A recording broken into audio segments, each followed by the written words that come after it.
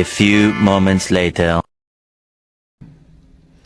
Assalamualaikum warahmatullahi wabarakatuh. Perkenalkan, nama saya Lucy Lusnyawati, mahasiswi Universitas Terbuka dengan NIM 860311736, Program Studi Pendidikan Guru Sekolah Dasar UPBJJ Bandung.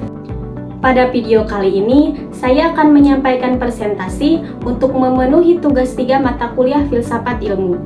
Di video kali ini, saya akan membahas tentang pilar-pilar pendidikan dan relevansinya di era digital. Topik ini penting karena pembentukan teknologi telah membawa banyak perubahan dalam dunia pendidikan, baik dalam cara belajar, cara mengajar, maupun pembentukan karakter peserta didik. Yuk simak penjelasannya. Yang pertama yaitu mana pilar dalam pendidikan. Dalam konteks pendidikan, pilar berarti dasar atau penyangga utama yang menjadi pondasi bagi berlangsungnya sistem pendidikan. Pilar pendidikan berfungsi sebagai pedoman agar proses pendidikan tetap memiliki arah dan tujuan yang jelas. Tanpa pilar yang kuat, pendidikan hanya berfokus pada penyampaian ilmu pengetahuan saja, tanpa memperhatikan pembentukan karakter dan moral peserta didik. Oleh karena itu, pendidikan tidak hanya bertujuan untuk mencerdaskan, tetapi juga membentuk manusia yang berkepribadian baik, mandiri, dan bertanggung jawab. Di Indonesia, salah satu tokoh yang memberikan dasar penting dalam pendidikan adalah Ki Hajar Dewantara. Beliau dikenal sebagai Bapak Pendidikan Nasional karena gagasan dan pemikirannya sangat berpengaruh terhadap perkembangan pendidikan Indonesia sampai saat ini.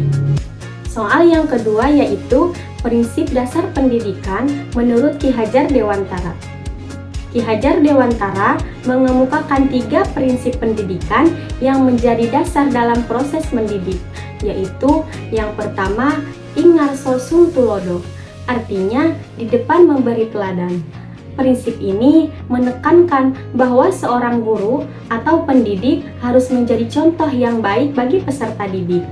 Guru tidak hanya mengajar dengan kata-kata, tetapi juga melalui sikap, perilaku, dan tindakan sehari-hari.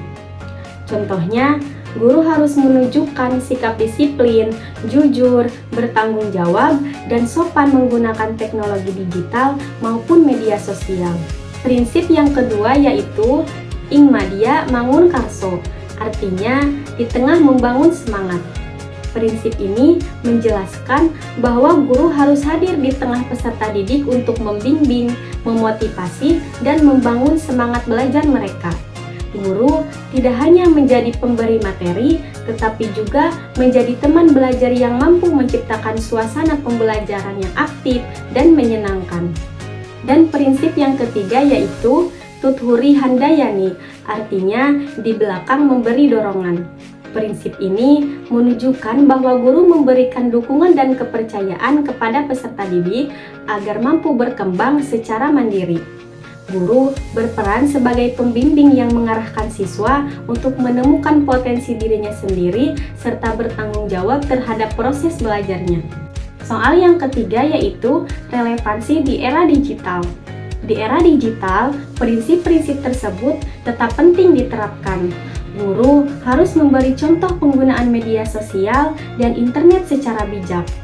Guru juga perlu membuat pembelajaran daring lebih kreatif dan interaktif. Siswa harus dibimbing agar mampu berpikir kritis dalam menggunakan informasi dari internet.